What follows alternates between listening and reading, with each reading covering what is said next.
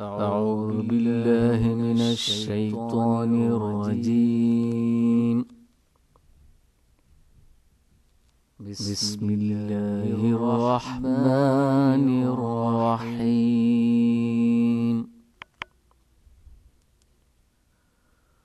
هل أتاك حديث الغاشية وجوه يومئذ خاشعة عاملة ناصبة تصلى نارا حامية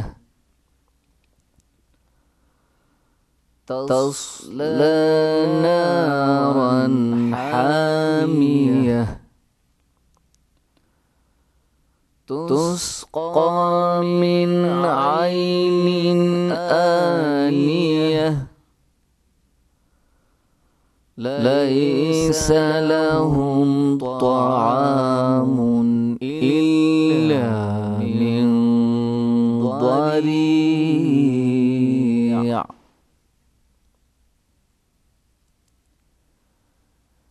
لا يسمن ولا يغني من جوع وجوه يومئذ ناعمة لسعيها راضية في جنة عالية لا تسمع فيها لاغية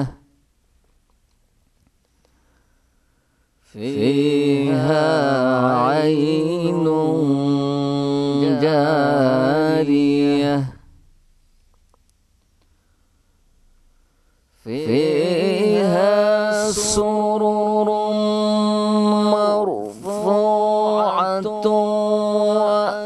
وأكواب موضوعة ونمارق مصفوفة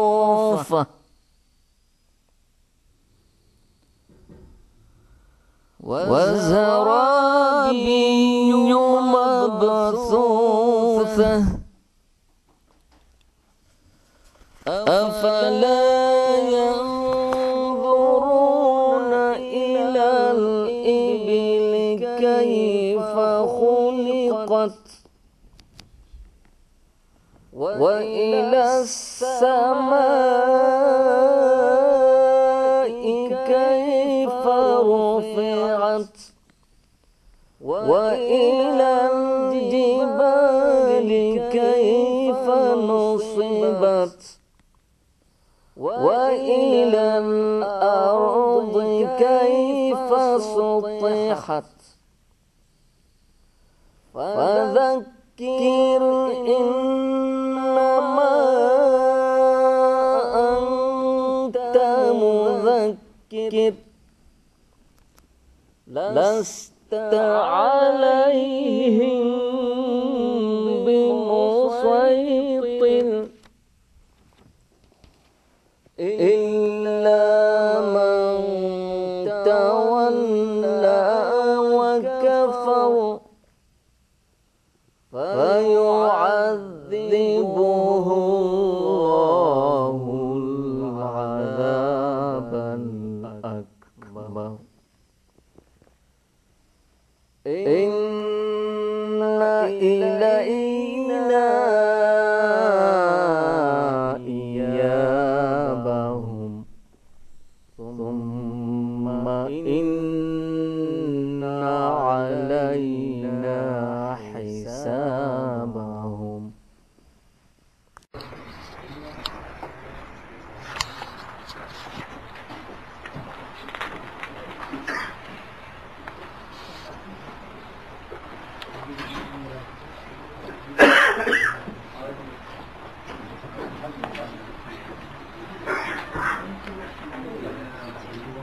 Alhamdulillahi Rabbil Alameen wassalatu wassalamu ala ashrafil anbiya'i wal mursaleen amma ba'd.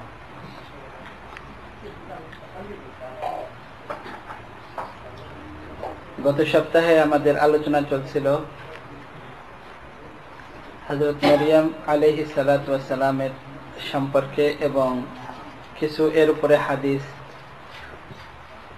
যে আল্লাহ জাল্লা জালালুহু আম্মা নওয়ালুহু কয়েকজন মহিলাকে যে বিশেষভাবে প্রাধান্য দিয়েছেন সেই সম্পর্কে রাসূলুল্লাহ সাল্লাল্লাহু আলাইহি ওয়াসাল্লামের ইরশাদ, যেমন হযরত ফাতেমা রাদিয়াল্লাহু তাআলা আনহা সাইয়্যিদাতু নিসাই আহলিল জান্নাহ, জান্নাতের সমস্ত মহিলাদের তিনি হবেন লিডার।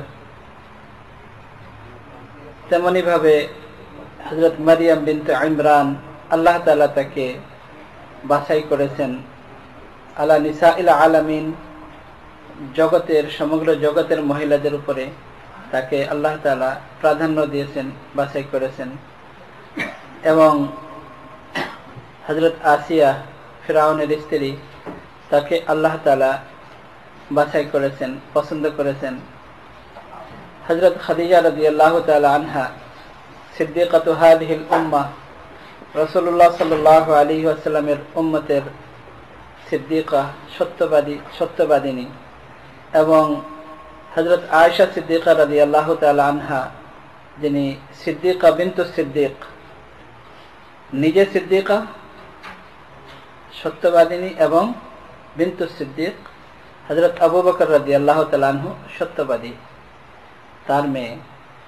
এবং রাসূলুল্লাহ সাল্লাল্লাহু আলাইহি ওয়াসাল্লাম বলেছেন যে হযরত আয়েশা রাদিয়াল্লাহু তাআলা আনহার ফজিলত অন্যান্য মহিলাদের উপর এমন, যেমন ফরিদ একটা খাবার যেটা আরবে প্রচলন ছিল, এখনো আছে, এবং আমাদের যে সমস্ত পাঠান এলাকা, যে ওইসব এলাকায় এখন এর প্রচলন আছে, তাদের কাছে এটাই ছিল সবচেয়ে উত্তম খাবার। এখন তো অনেক কোয়ালিটি হয়ে গেছে, অনেক ধরনের খাবার হয়ে গেছে। ওই সময় এটাই ছিল তাদের সবচেয়ে ভালো খাবার। রাসূলুল্লাহ সাল্লাল্লাহু আলাইহি ওয়াসাল্লাম ইরশাদ করেছেন যে হযরত আয়েশা রাদিয়াল্লাহু তাআলা আনহার ফজিলত সমস্ত মহিলাদের উপরে কাফাদলি সরিদি আলা সাইরি তাআম, সমস্ত খাবারের মধ্যে যেমন সরিদের ফজিলত, তেমনি সমস্ত মহিলাদের মধ্যে হযরত আয়েশা রাদিয়াল্লাহু তাআলা আনহার ফজিলত। এবং এই সম্পর্কে আরো বলা হয়েছিল যে কারণ হযরত আসিয়া, তিনি হযরত মুসা আলাইহিস সালাতু ওয়াস সালামকে ছোটবেলা থেকে লালন পালন করেছেন, এ সম্পর্কেও গত সপ্তাহে আলোচনা হয়েছিল। হযরত খাদিজা রাদিয়াল্লাহু তাআলা আনহা, তিনিও রাসূলুল্লাহ সাল্লাল্লাহু আলাইহি ওয়াসাল্লামের খিদমত করেছেন, নবুয়তের পূর্বে 15 বছর, নবুয়তের পরেও 10 বছরেরও বেশি।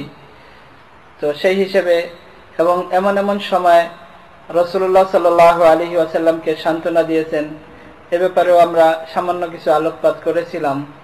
যে যখন সর্বপ্রথম ওয়াহি নাজিল হয় রাসূলুল্লাহ সাল্লাল্লাহু আলাইহি ওয়াসাল্লামের উপর, রাসূলুল্লাহ সাল্লাল্লাহু আলাইহি ওয়াসাল্লাম ভয় পেয়ে যান। স্বাভাবিক, নবুয়তের দায়িত্ব, এত গুরু দায়িত্ব। আল্লাহ তাআলা বলেন, লাউ আনজালনা হাযাল কুরআন আলা জাবালিন লারাআইতাহু খাশিয়াম মুতাসাদ্দিআ, যে যদি এই কোরআন নাজিল করা হতো পাহাড়ের উপরে, তাহলে পাহাড় চূর্ণ বিচূর্ণ হয়ে যেত। কিন্তু আল্লাহ তাআলা বলেন হামালাহাল ইনসান, কিন্তু আল্লাহ তাআলা মানুষকে এমন সামর্থ্য দিয়েছে, এমন আল্লাহ তাআলা পাওয়ার আল্লাহ তাআলা দান করেছেন যে মানুষ এই বোঝাকে নিজের ঘাড়ে নিয়েছে।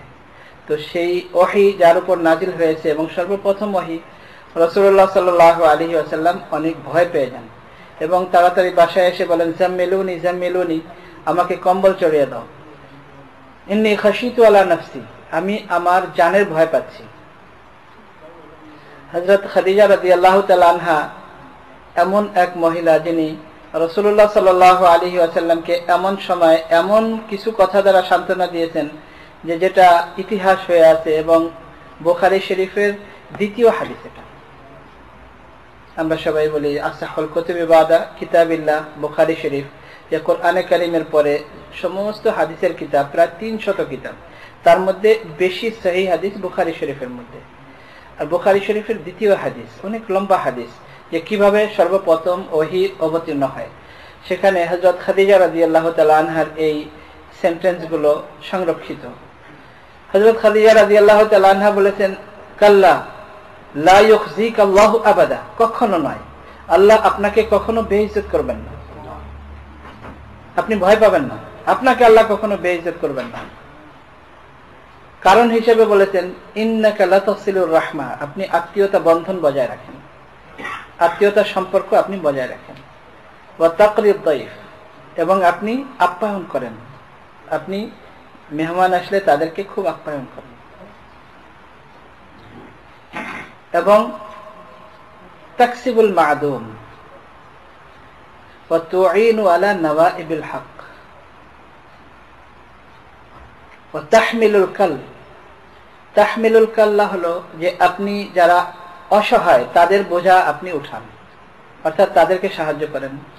তাকসিবুল মা'দুম, যে যারা সামনে আছে, মনে করেন লজ্জার খাতিরে হইলেও, মনে না চাইলেও সামনে একটা লোক চাইলে কিছু মানুষ দিয়ে দেয়, কিন্তু একটা লোক যে সামনে উপস্থিত নাই তার জন্য চিন্তা করা। হুজুর সাল্লাল্লাহু আলাইহি ওয়াসাল্লামের কোয়ালিটি বর্ণনা করেছেন হযরত খাদিজা রাদিয়াল্লাহু তাআলা আনহা, যে আপনার সামনে নাই কিন্তু সে অসহায়, আপনি তার জন্য চিন্তা করেন। মানে একটা হলো যে অসহায়, আপনি তাকে তো দেন, তাহমিলুল কাল, আপনি তার বোঝা উঠান, অর্থাৎ যে অসহায় তার বোঝা আপনি উঠিয়ে দেন, অর্থাৎ তাকে আপনি সাহায্য করেন। আর একটা হলো যে আপনার সামনে উপস্থিত নেই তার জন্য আপনি চিন্তা করেন। তো এই যে সমস্ত কোয়ালিটি গুলো, ওয়া তুঈনু আলা নওয়াইবিল হক, এবং হকের উপরে থাকতে যে সমস্ত বিপদ আসে, আর এটা একেবারে শুরুর যুগ থেকে নিয়ে এই পর্যন্ত যদি আমরা দেখি, হযরত আদম আলাইহিস সালাতু ওয়াস সালামের 2 ছেলের থেকে শুরু হয়েছে, তখন থেকেই যে হকের উপরে যে থাকবে, যে হকের উপরে ছিল তাকেই কিন্তু অন্য ভাই মেরে ফেললো, এটা তো আমরা জানি। তো হকের উপরে যেই যখন থাকতে চাবে তার উপর বিপদ আসবে। তো যারা হকের উপর থাকতে যে বিপদগ্রস্ত হয়, আপনি তুঈনু, আপনি তাদের সাহায্য করেন। তো এই যে সমস্ত সেন্টেন্স গুলো দিয়ে হযরত খাদিজা রাদিয়াল্লাহু তাআলা আনহা সান্ত্বনা দিয়েছেন, এটা যেমন তেমন কথা নয়। তো এই হিসেবে হযরত খাদিজা রাদিয়াল্লাহু তাআলা আনহার ফজিলত, এই কিছু কিছু মহিলা যাদেরকে আল্লাহ তাআলা অনেক পুরুষের উপরেও প্রাধান্য দিয়েছেন ফজিলতের দিক থেকে, এবং বিভিন্ন আমলের কারণে, বিভিন্ন কাজের কারণে। এই সম্পর্কে গত সপ্তাহে আমাদের আলোচনা হয়েছিল। আজকে আরো কিছু হাদিস এই সম্পর্কে, তারপরে হযরত ঈসা আলাইহিস সালাতু ওয়াস সালামের জন্মের ব্যাপারে আলোচনা হবে। রাসূলুল্লাহ সাল্লাল্লাহু আলাইহি ওয়াসাল্লাম ইরশাদ করেছেন, ইন্নাল্লাহা যাওয়াজানি ফিল জান্নাতি মারইয়ামা বিনতি ইমরান ওয়া ইমরাআত ফিরআউন ওয়া উখতা মূসা। রাসূলুল্লাহ সাল্লাল্লাহু আলাইহি ওয়াসাল্লাম ইরশাদ করেন যে আল্লাহ তাআলা জান্নাতে আমাকে, আমার সাথে বিয়ে দিয়েছে মারিয়াম বিনতে ইমরানের সাথে, এবং ফিরআউনের স্ত্রীর সাথে, এবং মূসা আলাইহিস সালাতু ওয়াস সালামের বোনের সাথে। এই তিনজনের সাথে আল্লাহ তাআলা জান্নাতে আমাকে বিয়ে দিয়েছে। যাওয়াজানি শব্দ মানে বিয়ে অলরেডি হয়ে গেছে, তো জান্নাতে হবে, কিন্তু আল্লাহ তাআলা বিয়ে দিয়ে দিয়েছেন এই তিনজনের সাথে। অন্য এক হাদিসে রাসূলুল্লাহ সাল্লাল্লাহু আলাইহি ওয়াসাল্লাম বলেন, قال رسول الله صلى الله عليه وسلم اشعرت ان الله زوجني مريم بنت عمران وآسية بنت مزاحم وكلثوم اخت موسى। রাসূলুল্লাহ সাল্লাল্লাহু আলাইহি ওয়াসাল্লাম ইরশাদ করেছেন, উশআইতু, আমাকে বোঝানো হয়েছে, আমাকে বোঝানো হয়েছে যে আল্লাহ তাআলা হযরত মারিয়াম, ইমরানের মেয়ে, আসিয়া, মুজাহিমের মেয়ে, এবং কুলসুম মূসা আলাইহিস সালাতু ওয়াস সালামের বোন, তাদেরকে আমার সাথে আল্লাহ তাআলা বিয়ে দিয়েছেন জান্নাতে। অন্য এক হাদিসে আছে, دخل رسول الله صلى الله عليه وسلم على خديجة وهي في مرضها الذي توفيت فيه فقال لها بالكره مني ما أرى منك يا خديجة وقد يجعل الله في الكره خيرا كثيرا أما علمت أن الله قد زوجني معك في الجنة مريم বিনতে ইমরান ওয়া কুলসুম উখতি মূসা ওয়া আসিয়া ইমরাআতি ফিরআউন قالت وقد فعل الله بك ذلك يا رسول الله قال نعم قالت بالرفاء والبنين রাসূলুল্লাহ সাল্লাল্লাহু আলাইহি ওয়াসাল্লাম হযরত খাদিজা রাদিয়াল্লাহু তাআলা আনহার কাছে গেলেন যখন হযরত খাদিজা রাদিয়াল্লাহু তাআলা আনহা অসুস্থ ছিলেন এবং এই অসুস্থতার সময় তিনি মারা যান, অর্থাৎ শেষ সময়ে। রাসূলুল্লাহ সাল্লাল্লাহু আলাইহি ওয়াসাল্লাম বললেন যে আমার পক্ষ থেকে খাদিজা তোমাকে সান্ত্বনা দিচ্ছি যে আমি দেখছি যে তোমার যে কষ্ট হচ্ছে, আল্লাহ তাআলা তোমার এই কষ্টের বিনিময়ে অনেক ভালো তোমাকে দান করবেন। অর্থাৎ এই যে তোমার কষ্ট হচ্ছে, এই কষ্টের বিনিময়ে আল্লাহ তাআলা তোমাকে অনেক কিছু দান করবেন। এরপর রাসূলুল্লাহ সাল্লাল্লাহু আলাইহি ওয়াসাল্লাম ইরশাদ করেন, আমা আলিমতি খাদিজা, তুমি কি জানো যে আল্লাহ তাআলা তোমার সাথে জান্নাতে আমাকে বিয়ে দিয়েছে হযরত মারিয়ামকেও।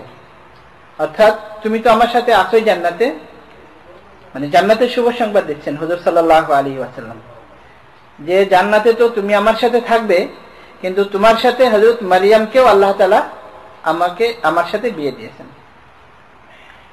ওয়া কুলসুম উখতি মূসা, এবং মূসার বোন কুলসুমকেও আমার সাথে আল্লাহ তাআলা বিয়ে দিয়েছেন।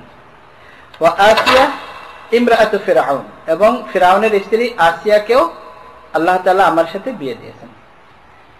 হযরত খাদিজা রাদিয়াল্লাহু তাআলা আনহা বললেন, ওয়াকাদ ফাআলাল্লাহু বিকা যালিকা ইয়া রাসূলুল্লাহ, যে সত্যি সত্যি কি আল্লাহ তাআলা আপনার সাথে এদেরকে বিয়ে দিয়েছে হে আল্লাহর রাসূল? রাসূলুল্লাহ সাল্লাল্লাহু আলাইহি ওয়াসাল্লাম বলেন, হ্যাঁ, তোমার সাথে এরাও জান্নাতে থাকবে।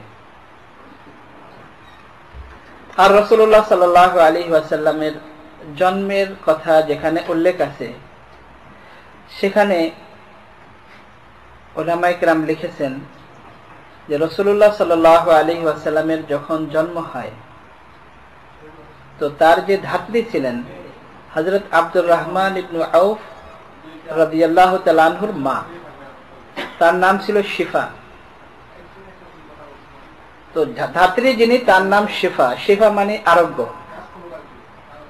নিরাময়, আরোগ্য। আর রাসূলুল্লাহ সাল্লাল্লাহু আলাইহি ওয়াসাল্লামের আম্মার নাম আমিনা। আমিনা মানে নিরাপদ। রাসূলুল্লাহ সাল্লাল্লাহু আলাইহি ওয়াসাল্লামের নাম মুহাম্মদ, প্রশংসিত। মানে সবগুলো জিনিসই এমন। হযরত শিফা বলেন যে আমি জীবনে অনেক বাচ্চা প্রসব হওয়ার সময় আমি ধরেছি, কিন্তু আমি এমন আশ্চর্য আর কোনোদিন দেখি নাই। রাসূলুল্লাহ সাল্লাল্লাহু আলাইহি ওয়াসাল্লামের যখন জন্ম হয়, ভূমিষ্ঠ হন, রাসূলুল্লাহ সাল্লাল্লাহু আলাইহি ওয়াসাল্লামের পুরো শরীর ক্লিন ছিল, পরিষ্কার। আমরা যেটাকে নার কাটা বলি, নাভি কাটা, যেটা আগে থেকে কাটা ছিল। রাসূলুল্লাহ সাল্লাল্লাহু আলাইহি ওয়াসাল্লাম ওলিদা মাখতুনান, খাতনা আগে থেকে ছিল। রাসূলুল্লাহ সাল্লাল্লাহু আলাইহি ওয়াসাল্লাম জন্মের পরে আরবের কালচার ছিল কোনো বড় একটা পাত্রের মধ্যে তাকে রাখা হতো, এটা তাদের কালচার ছিল। তো যখন ওই পাত্রের মধ্যে রাখা হয়, রাসূলুল্লাহ সাল্লাল্লাহু আলাইহি ওয়াসাল্লামের আগমনী দুনিয়াতে হয়েছে কালচারকে ধ্বংস করার জন্য, সমস্ত প্রচলন শেষ করার জন্য। তো রাখার সাথে সাথে রাসূলুল্লাহ সাল্লাল্লাহু আলাইহি ওয়াসাল্লামকে রাখার সাথে সাথে ওই পাতিল একেবারে টুকরা টুকরা হয়ে যায়, ভেঙে যায়। এবং রাসূলুল্লাহ সাল্লাল্লাহু আলাইহি ওয়াসাল্লাম জন্মের সাথে সাথে সিজদায় পড়ে যান, মানে সিজদা অবস্থায় ভূমিষ্ঠ হওয়ার সাথে সাথে। হযরত আমিনা বলেন যে যখন আমার পেটে ছিলেন আল্লাহর রাসূল, আমার কোনো রকমের কোনো কিছু অনুভব হয় নাই, কোনো কষ্ট হয় নাই। হযরত আমিনা বলেন যে রাসূলুল্লাহ সাল্লাল্লাহু আলাইহি ওয়াসাল্লামের ভূমিষ্ঠ হওয়ার সাথে সাথে পুরা রুম অন্ধকার হয়ে গেল, মানে পুরা রুম হঠাৎ অন্ধকার হয়ে গেল। এর মধ্যে মনে হয় যেন প্রত্যেকে আলো আসছে। রাসূলুল্লাহ সাল্লাল্লাহু আলাইহি ওয়াসাল্লাম ইরশাদ করেছেন যে তখন ফেরেশতারা রাসূলুল্লাহ সাল্লাল্লাহু আলাইহি ওয়াসাল্লামকে অভ্যর্থনা জানানোর জন্য এসেছিলেন। হযরত জিবরিল আলাইহিস সালাতু ওয়াস সালাম, হযরত মিকাইল আলাইহিস সালাতু ওয়াস সালাম, হযরত জিবরাইল আলাইহিস, বড় বড় ফেরেশতা যারা অভ্যর্থনা জানানোর জন্য, ওয়েলকাম জানানোর জন্য। এবং রিওয়ায়াতে আছে হযরত মারিয়াম, হযরত আসিয়া, ওনারা সবাই রাসূলুল্লাহ সাল্লাল্লাহু আলাইহি ওয়াসাল্লামকে অভ্যর্থনা জানানোর জন্য এসেছিলেন। এই জন্য রুম অন্ধকার হয়ে গিয়েছিল। যাই হোক, তার এখানে হলো রাসূলুল্লাহ সাল্লাল্লাহু আলাইহি ওয়াসাল্লাম বলেন যে জান্নাতে এরা আমার সাথে থাকবে। হযরত আব্দুল্লাহ ইবনে আব্বাস রাদিয়াল্লাহু তাআলা আনহুমা থেকে বর্ণিত, তিনি ইরশাদ করেন রাসূলুল্লাহ সাল্লাল্লাহু আলাইহি ওয়াসাল্লাম হযরত খাদিজা রাদিয়াল্লাহু তাআলা আনহার কাছে গেলেন। তিনি তখন অসুস্থ ছিলেন।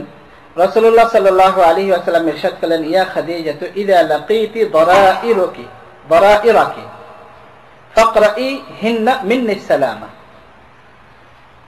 রাসূলুল্লাহ সাল্লাল্লাহু আলাইহি ওয়াসাল্লাম ইরশাদ করলেন, খাদিজা, যখন তুমি তোমার অন্যান্য সতীনদের সাথে দেখা করো তখন তাদেরকে আমার সালাম বলবে আমার পক্ষ থেকে। হযরত খাদিজা রাদিয়াল্লাহু তাআলা আনহা ইরশাদ করলেন, ইয়া রাসূলুল্লাহ, আপনি কি আমার পূর্বেও কাউকে বিয়ে করেছিলেন?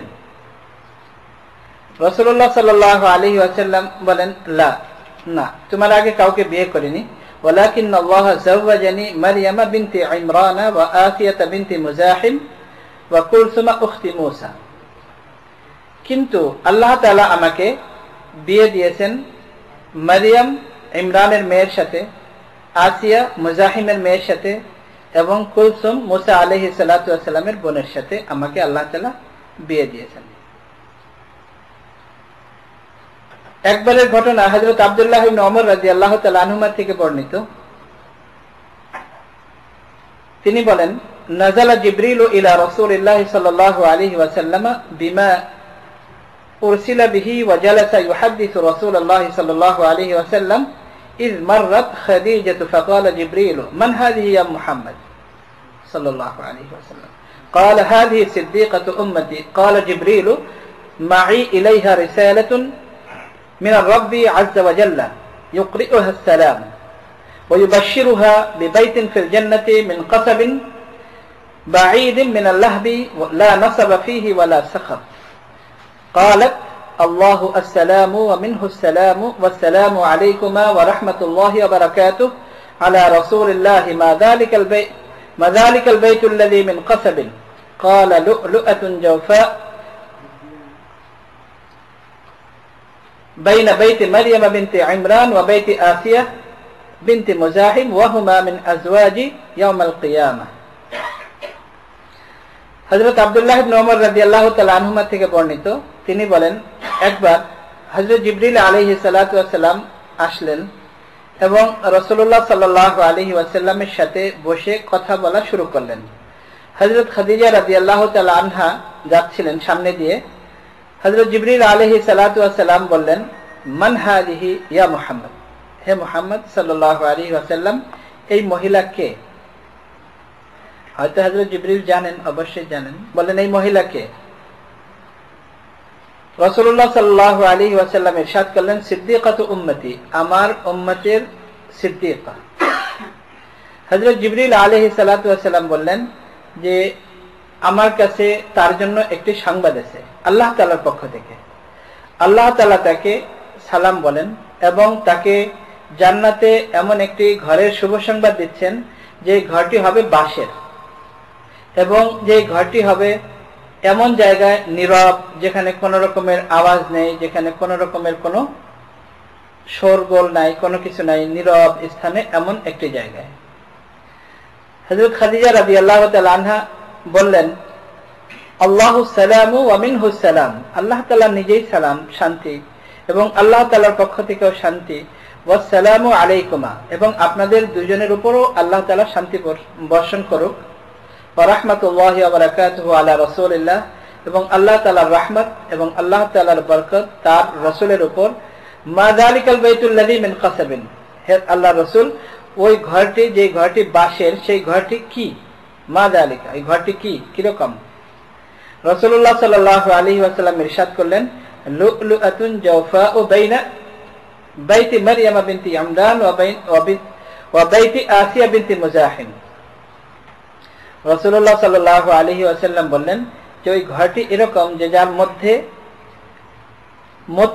মতি দিয়ে সাজানো, প্যারল দিয়ে সাজানো, এবং এই বাড়িটি হলো হযরত মারিয়াম এবং হযরত আসিয়ার ঘরের মাঝখানে, এবং দুজনেই তারা কিয়ামতের দিন জান্নাতে আমার স্ত্রী হবেন। যাই হোক, তো হযরত মারিয়াম আলাইহিস সালাতু ওয়াস সালামের জীবনী আজকে এখানে শেষ হলো। যেহেতু হযরত মারিয়ামের সম্পর্কে আল্লাহ তাআলা ইরশাদ করেছেন ওয়াসতাফাকি আলা নিসাইল আলামিন, সমগ্র জগতের মহিলাদের মধ্য থেকে আল্লাহ তাআলা তাকে বাছাই করেছেন। তো এই জন্য অন্যান্য মহিলা যাদেরকে আল্লাহ তাআলা দুনিয়াতে সমস্ত মহিলাদের উপর প্রাধান্য দিয়েছেন, যাদের ফজিলত বর্ণনা করেছেন, তাদের সম্পর্কেও সংক্ষিপ্ত কিছু আলোচনা করা গেল। এবং এর দ্বারা আমরা এই হাদিসগুলোর দ্বারা এটাও বুঝলাম যে হযরত আসিয়া ফিরআউনের স্ত্রী, হযরত মারিয়াম হযরত ঈসা আলাইহিস সালাতু ওয়াস সালামের আম্মা, এবং হযরত মুসা আলাইহিস সালাতু ওয়াস সালামের বোন কুলসুম, তারা সবাই আখিরাতে অর্থাৎ জান্নাতে রাসূলুল্লাহ সাল্লাল্লাহু আলাইহি ওয়াসাল্লামের স্ত্রী হিসেবে পরিগণিত হবেন। এরপর হযরত ঈসা আলাইহিস সালাতু ওয়াস সালামের জীবনী শুরু। ওয়াযকুর ফিল কিতাবি মারইয়াম ইয তাবাদাত মিন আহলিহা মাকানান শারকিয়্যা। হে নবী, আপনি স্মরণ করুন যে কিতাবে অর্থাৎ কোরআনে কারিমে যে বর্ণনা করা হয়েছে মারিয়াম সম্পর্কে, ইয তাবাদাত মিন আহলিহা মাকানান শারকিয়্যা, যখন তিনি তার ফ্যামিলি থেকে একাকী নির্জনে থাকলেন, মাকানান শারকিয়্যান, পূর্ব দিকে অর্থাৎ বাইতুল মাকদিসের পূর্ব দিকে। ফাত্তাখাযাত মিন দুনিহিম হিজাবা, এবং তিনি সমস্ত মানুষের থেকে একেবারেই পর্দার আড়ালে থাকতেন। ফাআরসালনা ইলাইহা রূহানা, কিন্তু সেখানেই আমি তার কাছে পাঠিয়েছি আমার রূহকে অর্থাৎ হযরত জিবরিল আলাইহিস সালাতু ওয়াস সালামকে। ফাতামাসসালা লাহা বাশারান সাবিয়্যা, সুতরাং হযরত জিবরিল আলাইহিস সালাতু ওয়াস সালাম হযরত মারিয়াম আলাইহা সালাতু ওয়াস সালামের সামনে দণ্ডায়মান হলেন বাশারান সাবিয়্যা, একজন পুরুষ হিসাবে। তো এমন একজন মহিলা যে জীবনে কোনোদিন পুরুষ তাকে কোনোদিন টাচ করে নাই, যিনি কোনোদিন লোকালয়ে যাননি, একাকী নির্জন ইবাদত বন্দেগী করেন, এমন একজন মহিলার সামনে হঠাৎ যদি একজন পুরুষ দাঁড়ায় তখন তার কিরকম অনুভূতি হবে। ক্বালাত ইন্নী আউযু বির-রাহমানি মিনকা ইন কুনতা তাকিয়্যা, হযরত মারিয়াম বললেন যে আমি আল্লাহ তাআলার সাহায্য চাচ্ছি এবং আল্লাহ তাআলার থেকে মুক্তি চাচ্ছি, আল্লাহ তাআলার সাহায্যে, মিনকা তোমার থেকে, ইন কুনতা তাকিয়্যা যদি তুমি আল্লাহকে ভয় করো, তাহলে আমি আল্লাহ তাআলার কাছে সাহায্য চাচ্ছি তোমার থেকে, অর্থাৎ তোমার থেকে বাঁচার জন্য। ক্বালা ইন্নামা আনা রাসূলু রাব্বিক লিআহাবা লাকি গুলামান যাকিয়্যা, হযরত জিবরিল আলাইহিস সালাতু ওয়াস সালাম বললেন যে অবশ্যই আমি রাসূল রাব্বিক, তোমার রবের একজন প্রেরিত মেসেঞ্জার, এবং আমাকে এই জন্য পাঠানো হয়েছে লিআহাবা লাকি গুলামান যাকিয়্যা, যে তোমাকে আমি একটা পবিত্র সন্তান দান করব। ক্বালাত আন্না ইয়াকুনু লি গুলাম, হযরত মারিয়াম বললেন কিভাবে হবে আমার ছেলে। ওয়ালাম ইয়ামসাসনি বাশার, আমাকে কোনো পুরুষ কোনোদিন টাচ করে নাই। ওয়ালাম আকু বাগিয়া, আর আমি কোনো ব্যভিচারিণী নই, আমি কোনো গুনাহগার মহিলা নই। ক্বালা কাযালিক, হযরত জিবরিল বললেন এভাবেই। ক্বালা রাব্বুকি হুয়া আলাইয়া হাইয়্যান, যে তোমার রব বলেছে হুয়া আলাইয়া হাইয়্যানুন, যেটা আমার জন্য খুবই সহজ, আল্লাহ তাআলার জন্য খুবই সহজ, এটা কোনো কঠিন কাজ নয়। ওয়ালিনাজআলাহু আয়াতান লিন-নাস, এবং আমি বানাবো এটাকে একটা নিদর্শন মানুষের জন্য। ওয়া রাহমাতাম মিন্না, এবং আমার পক্ষ থেকে রাহমত, অর্থাৎ হযরত ঈসা আলাইহিস সালাতু ওয়াস সালামকে রহমত হিসেবে আমি দুনিয়াতে পাঠাবো। ওয়া কানা আমরান মাকদিয়া, এবং এটা আল্লাহ তাআলার সিদ্ধান্ত হয়ে গেছে অলরেডি, যে এরকম আল্লাহ তাআলা করবেন। ফাহামালাতহু ফান্তাবাযাত বিহি মাকানান কাসিয়া, সুতরাং হযরত মারইয়াম আলাইহিস সালাতু ওয়াস সালাম গর্ভবতী হয়ে গেলেন। ফান্তাবাযাত বিহি, এবং সেই গর্ভ নিয়ে তিনি চলে গেলেন মাকানান কাসিয়া, দূরে চলে গেলেন, লোকালয় থেকে দূরে চলে গেলেন। ফাআজা আল মাখাদু ইলা জিযআন নাখলাতি, যেখানে গেলেন সেখানে খেজুর গাছ ছিল, এবং সেখানে যাওয়ার পরে তার প্রসব বেদনা শুরু হলো। قالت يا ليتني مت قبل هذا وكنت نسيا منسيا, হযরত মারইয়াম বললেন, হায় আফসোস, আমি যদি এই প্রসব হওয়ার আগেই মারা যেতাম। ওয়াকুনতু নাসিয়াম মানসিয়া, এবং যদি আমাকে মানুষ একেবারেই ভুলে যেত যে এই নামে কেউ দুনিয়াতে ছিল না, যদি এমন হয়ে যেত, মানে এমন যদি হয়ে যেত যে আমাকে কেউ কোনোদিন দেখে নাই, চিনে নাই, আমার কোনো নামই ছিল না দুনিয়াতে, যদি এমন হয়ে যেত, অথবা যদি এর আগেই আমি মারা যেতাম। ফানাদাহা মিন তাহতিহা আল্লা তাহজানি قد جعل ربك تحتك سريا,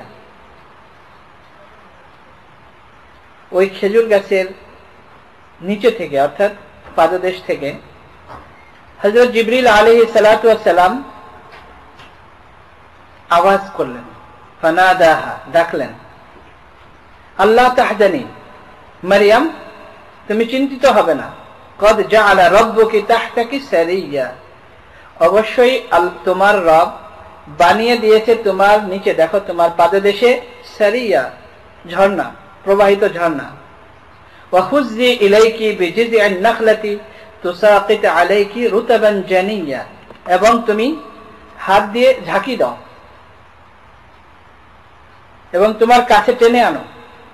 বিজিযআন নাখলাতি, এই খেজুরের গাছকে, তুসাকিত আলাইকি রুতাবান জানিয়া, এই গাছ তোমাকে দিবে, তুসাকিত মানে পড়বে, গাছ থেকে পড়বে, রুতাবান জানিয়া, একেবারে তাজা খেজুর, কাঁচা পাকা তাজা খেজুর পড়বে, এবং এটা তোমার জন্য অনেক, একটা খেজুর গাছ, এটা তো কল্পনার বাইরে। আর ওই খেজুর গাছ সম্পর্কে তাফসীরে লিখেছে, আমি তো শুধু অনুবাদ গুলো বলছি, তাফসীর পরে ইনশাআল্লাহ অল্প অল্প করবো সংক্ষেপে, অনেক বেশি করে তো করা যাবে না, সংক্ষেপে শুধু অনুবাদ। খেজুর গাছ তো এমনি খুব শক্ত হয়, হাত দিয়ে এইভাবে তো নিচের থেকে একটা মহিলা প্রসব হওয়ার পরে নিচের থেকে গাছকে এইভাবে ঝাঁকি দিলে কি নড়বে, খেজুর পড়বে, কল্পনাই করা যায় না। আর ওই গাছ সম্পর্কে তাফসীরের কিতাবে লিখেছে যে ওই গাছ এমন ছিল যে মৃত গাছ, যে ওই গাছ তাজাও ছিল না, যে খেজুর ধরবে এরকমও না, এরকম গাছ ছিল, কিন্তু আল্লাহ তাআলা কুদরতের দ্বারা ওই গাছকে এরকম তাজা করে দিয়েছে, এবং এমন করে দিয়েছে যে হযরত মারইয়াম নিচে থেকে শুধু এইভাবে ঝাঁকি দিয়েছেন, আর তাজা খেজুর, কাঁচা পাকা খেজুর, যেটা যে সমস্ত এলাকায় খেজুর হয় তাদের কাছে এটা খুব পছন্দনীয়, যে কাঁচা, একটু কাঁচা পাকা খেজুর হবে, এরকম খেজুর। আর তোমার পায়ের কাছেই দেখো পানি, ঝর্ণা, আগে থেকে কিছুই ছিল না, ঝর্ণা প্রবাহিত। তুসাকিত আলাইকি রুতাবান জানিয়া ফাকুলি ওয়াশরাবি ওয়াকাররি আইনা, সুতরাং হে মারইয়াম তুমি খাও, ওয়াশরাবি পানি পান করো, ওয়াকাররি আইনা তুমি তোমার চোখ জুড়াও, তোমার সন্তানকে দেখে তুমি তোমার চোখ জুড়াও। فإما ترين من البشر أحدا فقولي إني نظرت للرحمن صوما فلن أكلم اليوم إنسيا। فإما ترين, যদি তুমি দেখো কোন মানুষ, ফাকুলি তাহলে বলো, ইন্নী নাযারতু লিররহমানি সাওমা, যে আমি মান্নত মেনেছি, লির রহমানি আল্লাহর জন্য, রহমানের জন্য, সাওমান রোজা, অর্থাৎ আমি রোজা রেখেছি। আমাদের তো রোজা শুধু না খেয়ে থাকাই রোজা, কিন্তু পূর্ববর্তী উম্মতের জন্য কথা না বলা এটারও রোজা ছিল। তো যদি তুমি কোনো পুরুষকে দেখো তাহলে বলো যে আমি রোজা রেখেছি, এই জন্য আমি কথা বলতে পারবো না। فأتت به قومها تحمله قالوا يا مريم لقد جئت شيئا فريا। সুতরাং হযরত মারইয়াম আলাইহিস সালাম আসলেন বিহি, সন্তান নিয়ে, কোলে সন্তান নিয়ে। অবিবাহিতা কুমারী মেয়ে সন্তান নিয়ে আসলেন লোকালয়ে, কওমাহা জাতির সামনে, তাহমিলু কোলে নিয়ে। ক্বালু মানুষ বলল, ইয়া মারইয়াম, হে মারইয়াম, লাকাদ জিতি শাইআন ফারিয়া, হে মারইয়াম তুমি তো একটা জঘন্য কাজ করেছো। ইয়া উখতা হারুন, হে হারুনের বোন। ইয়া উখতা হারুন মানুষ কখন বলে? মানে কোন ভাইয়ের কথা মানুষ কখন বলে?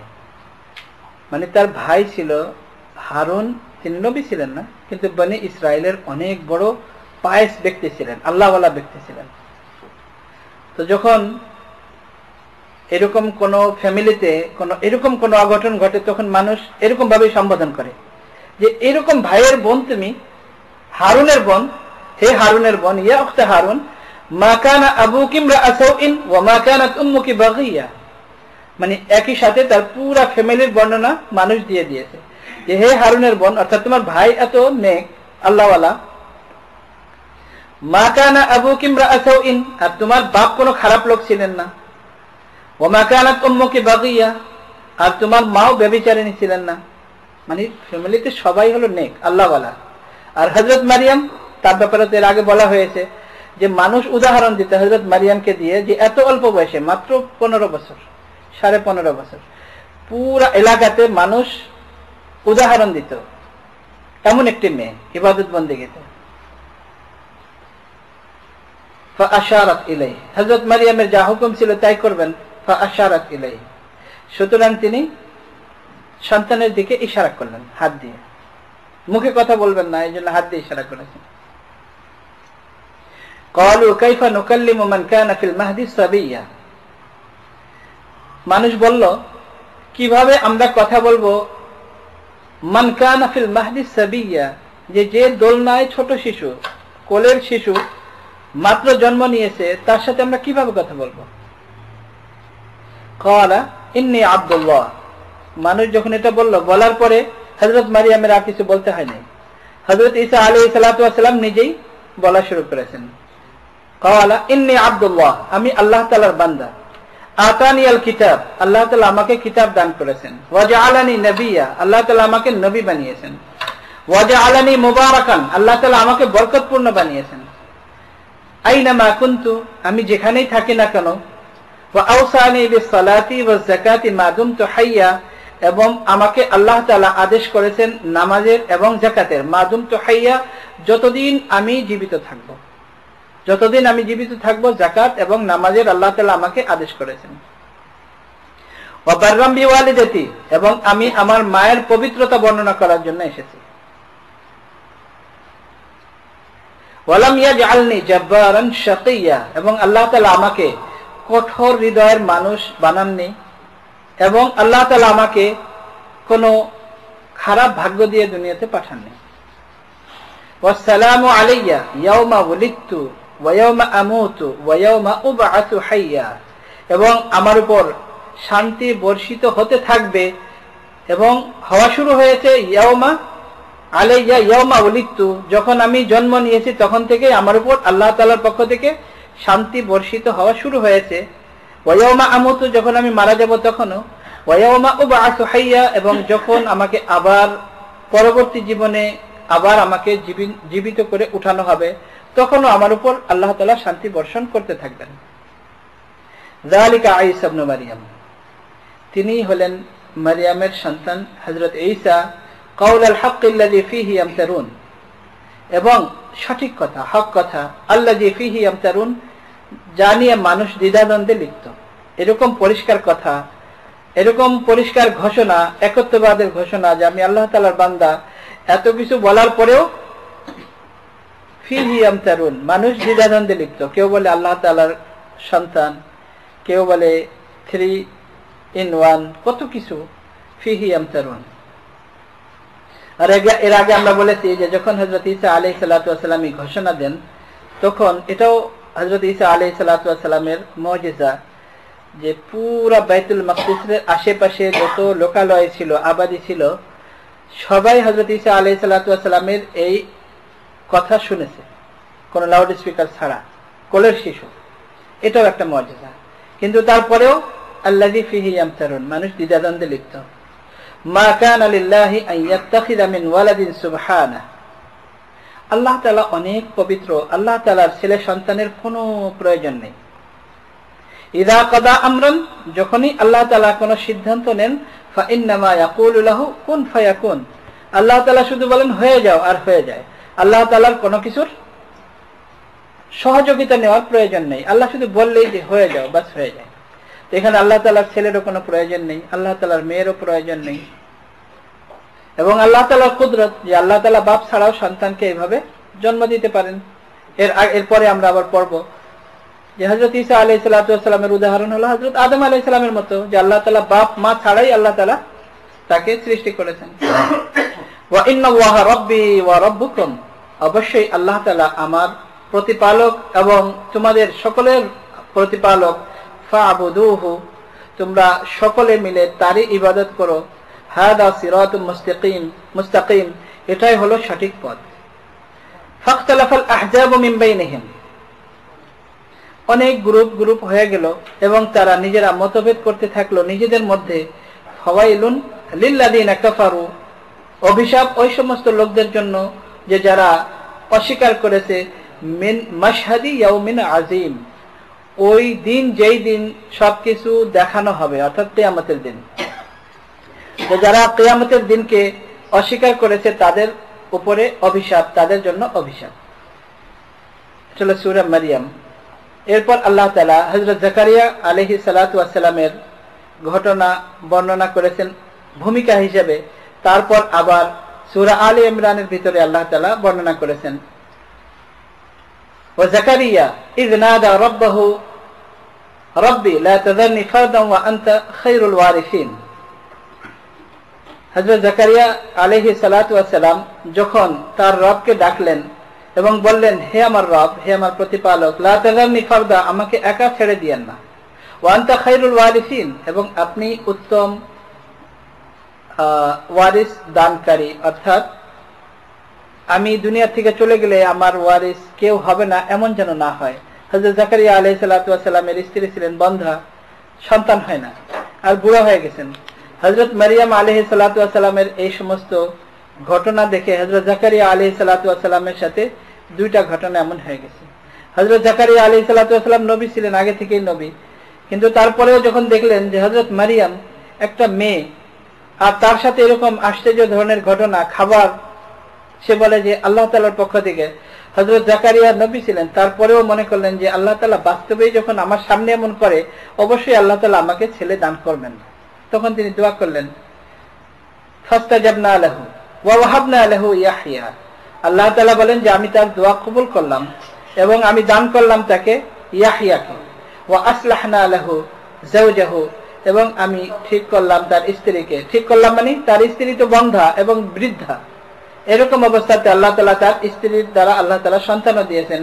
ইন্নাহুম কানু ইউসারিউনা ফিল খায়রাতি, এবং তারা সকলেই ফ্যামিলির সবাই ইউসারিউনা ফিল খায়রাত, নেক কাজে তারা প্রতিযোগিতা করে। ওয়ায়াদউনানা রাগাবান ওয়া রাহাবা, এবং তাদের কোয়ালিটি হলো যে তারা আমাকে ডাকে সর্বাবস্থায়, যখন শান্তিতে থাকে আনন্দে থাকে তখনও আমাকে ডাকে, যখন কষ্টে থাকে তখনও ডাকে। এটা হলো তাদের কোয়ালিটি। আর আমাদের কোয়ালিটি হলো যে আমরা বিপদে পড়লে আল্লাহকে ডাকি, আর একটু শান্তিতে আনন্দে থাকলে আল্লাহকে ভুলে যাই। কিন্তু আল্লাহ তাআলা বলেন যে হযরত জাকারিয়া এবং তার ফ্যামিলির কোয়ালিটি হলো যে তারা সর্বাবস্থায় আল্লাহকে তারা ডাকে। ওয়া কানু লানা খাশিঈন, এবং সর্ব অবস্থায় তারা আমাকে ভয় করে। ওয়াল্লাতী আহসানাত ফারজাহা ফানাফাখনা ফীহা মির রূহিনা ওয়াজআলনাহা ওয়াবনাহা আয়াতান লিল আলামিন, এবং আহসানাত ফারজাহা, ওই মহিলা অর্থাৎ হযরত মারইয়াম যিনি তার লজ্জাস্থানকে তিনি পবিত্র রেখেছেন। ফানাফাখনা ফীহা, আমি তার মধ্যে ফুঁক দিয়েছি, মির রূহিনা, আমার রূহ থেকে। ওয়াজআলনাহা ওয়াবনাহা আয়া, এবং আমি তাকে এবং তার সন্তানকে হযরত ঈসা আলাইহিস সালাতু ওয়াস সালামকে সমগ্র বিশ্ববাসীর জন্য আমি নিদর্শন হিসেবে দুনিয়াতে পাঠিয়েছি, যেন বিশ্ববাসী কিয়ামত পর্যন্ত তাদেরকে স্মরণ করে। আমি এই জন্য তাদেরকে এইভাবে সৃষ্টি করেছি যেন মানুষ আরো বেশি আল্লাহকে বিশ্বাস করে। আর আমরা এমন হয়ে গেছি যে তাদেরকে সামনে রেখে আমরা আরো বিশ্বাসকে হারিয়ে ফেলেছি, এবং আল্লাহ তাআলাকে অস্বীকার করে তাদেরকেই আমরা আল্লাহ তাআলার ছেলে হিসেবে এবং আল্লাহ তাআলার স্ত্রী হিসেবে গ্রহণ করেছি। এটা হলো আমাদের অপরাধ। তো আজকে এই পর্যন্ত, ইনশাআল্লাহ আগামী সপ্তাহে আবার এর উপরে কথা বলবো। আচ্ছা, গত সপ্তাহে একটা কোশ্চেন ছিল হালাল হারাম সম্পর্কে, এবং ইউসুফ আল কারজাবি একজন আরব লেখক, তিনি একটা কিতাব লিখেছেন আরবিতে, এটার নাম হলো আল হালালু ওয়াল হারাম, হালাল হারাম। এটা উর্দুতে অনুবাদ হয়েছে, বাংলাতে অনুবাদ হয়েছে। তো এর মধ্যে অনেকগুলো এরকম ব্যাপার আছে যেগুলো আপনারা জানেন আরবদের অবস্থা। এখানে আমাদের এখানে কিছু তবলিগি আরব আছে যারা মনে করেন তবলিগে যাওয়ার কারণে তাকওয়া সম্পর্কে, বিভিন্ন সম্পর্কে তারা অনেক কিছু বুঝে। তো এরকম একজন বড় একজন শেখ আছে তবলিগি, তিনি একদিন আমাদেরকে বলেন, আমরা কয়েকজন আলেম ওলামা ছিলাম, মুফতি জামালউদ্দিন সাহেব, আমরা আমাদেরকে বলেন যে দেখো, তোমাদের এশিয়ার উলামায়ে কেরাম যদি এই আমেরিকাতে না আসতো তাহলে আমাদের আরবরা পুরা ইসলামকে ধ্বংস করে দিত। আর তার কারণ আপনারা বুঝেন, এরা মনে করে যে আমরা আরব, আমরা যা বলবো এটাই হলো ইসলাম। তারা দেখেন যত এখানে মুসলমানদের মধ্যে যত মদের দোকান আছে দেখেন, ওগুলো সব ইয়ামানি এবং ফিলিস্তিনিদের। যত মদের দোকান দেখেন, এবং যত দেখেন যে গ্রোসারি স্টোর আছে ইয়ামানিদের, সব জায়গায় পোর্ক বিক্রি হয়। এবং তাদের হালাল হারামের ব্যাপারেই হলো যে শুধু খাওয়ার সময় বিসমিল্লাহ পড়লে হালাল হয়ে যায়। তো এই সমস্ত এগুলো তো আপনারা জানেন, কমন জিনিস।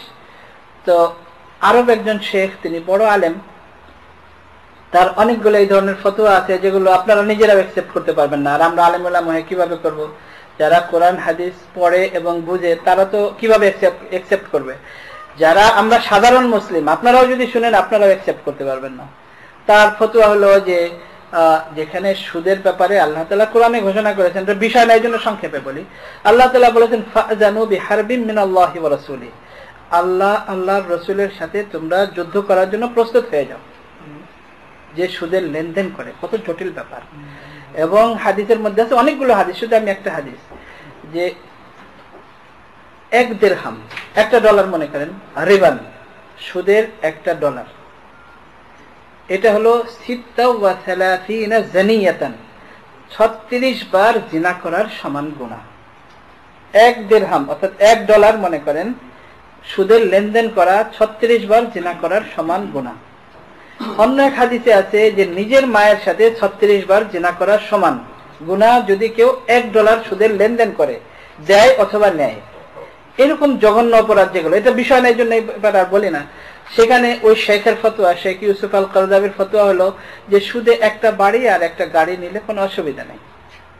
তো এরকম তার হালাল হারামের উপরেও কিছু এরকম ফতোয়া আছে।